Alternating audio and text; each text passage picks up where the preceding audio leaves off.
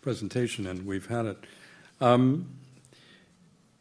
There is as I read in the book, and some of your writings are very epigrammatic, such as the one you quoted at the outset, where the idea of India is stronger than the Indian, and the idea of Pakistan is weaker than the Pakistani. You've also said that this weakness is in the Pakistani DNA. This is all very deterministic, and short of a reconvening of a constitutional assembly inspired by Jinnah, what are the other scenarios, including positive ones? I've always suspected, and I hope you won't mind if I say this, but deep down I think that you are sometimes an optimist. And so if you can address the issue of the future of Pakistan, leaving room for a degree of optimism about its future, I think we'd find that interesting. But I don't want to dictate what you'd be saying. No, I think people confuse their understanding of Pakistan, even including in India, when we think of a Pakistan as a danger to India or as a danger to America. That is, for me, a very minor fact. India is now strong enough to look after itself. The days of really military danger are over, including sowing the seeds of secession and so on. The real danger of Pakistan is the danger Pakistan presents to Pakistan itself.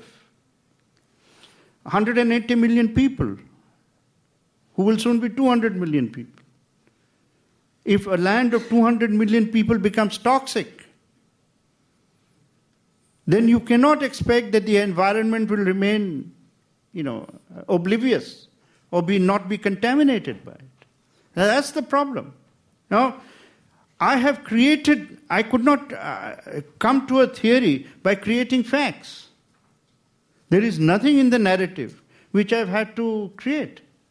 It is all part of a track record which is visible. However, if observers do not want to see what is visible, then the fault lies not in the subject, but in the object, but in the subject. I would be happy to be as generous to, my Pakistani cousins or brothers or whatever. But for an accident of history, I'm an Indian Muslim. My mother is a Kashmiri. My father was a Bihari. And it so happened that we were in Calcutta or living in the East. But all my mother's relatives went to Pakistan. Blood brothers, which you kindly referred to, is after all an examination of that relationship. Mm-hmm. And every summer holiday and winter holidays, my mother, who was more desperate to meet her sisters than to live with her husband, at least for some of the year, would just pick us up from school and off we would go to Lahore, because in those days this visa regime and so on had not become such a frozen reality. And so we spent with our cousins there for 3 months, 4 months. Why would I wish them ill? But if I go there and I find that everyone in Pakistan has a foreign bank account, that their own confidence in their own state is becoming fragile, that sometimes their desperation to see the positive actually takes them towards aggression, even in discourse. Then I said, look, there's no point now blaming India. Ask yourself a question, and I'm asking you to ask yourself a question. Why, in a nation created for the security of Muslims, are more Muslims being killed each day than in the rest of the Muslim world put together? Why? You can't blame anymore that Sikhs are killing you. You can't say anymore that Hindus are killing you.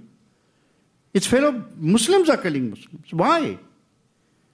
Not because Muslims were born murderers,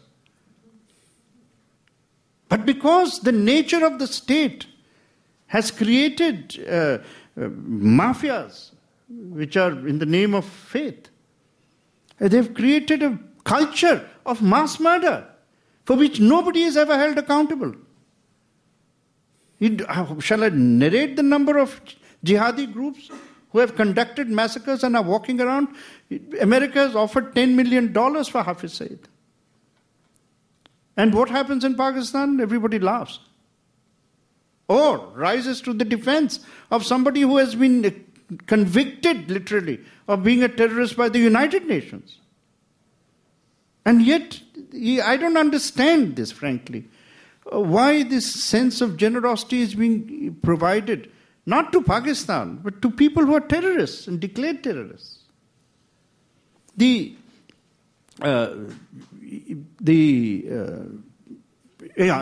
extremely important event has taken place, which unfortunately, this happened about 3 weeks ago, maybe 2 weeks ago. Extremely important event.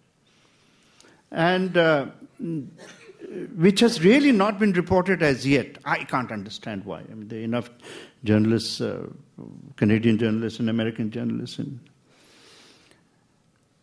Saudi Arabia, when you were kind enough to mention a little bit of what I was doing, what I have done.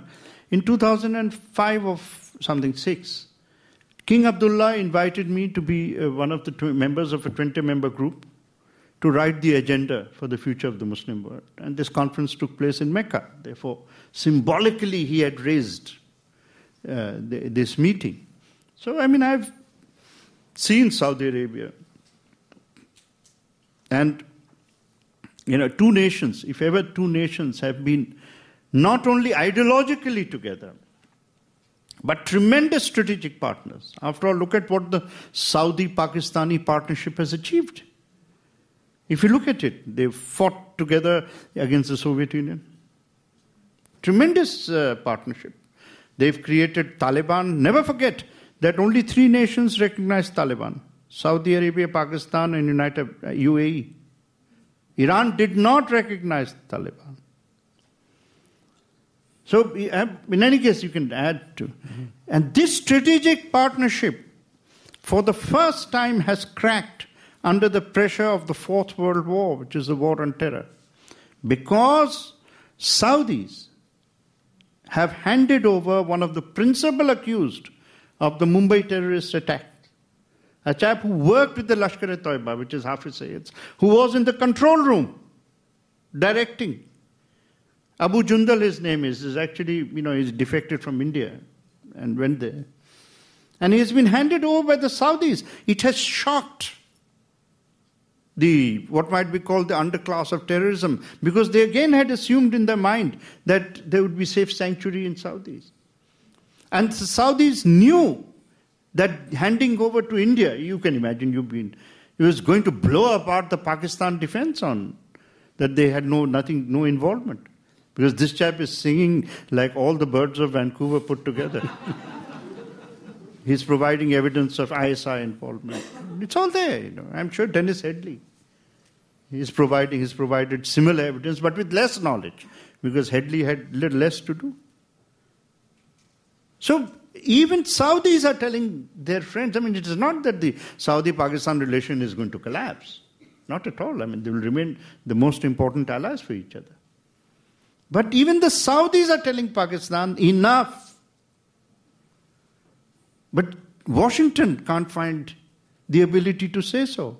Ottawa can't find the ability to say so, which puzzles me deeply. I don't get emotional about these things, but it does puzzle me, because where is your understanding of your self-interest? Riyadh has understood its self-interest. And for me, the Saudi king is not just the king of Saudi Arabia, he's the custodian of the 2 holy mosques, and therefore has a standing in the Muslim world, which has much larger than it's just control of one more nation. So why is this, why are the countries that constitute NATO unable to understand that you're dealing with Marshal Patent?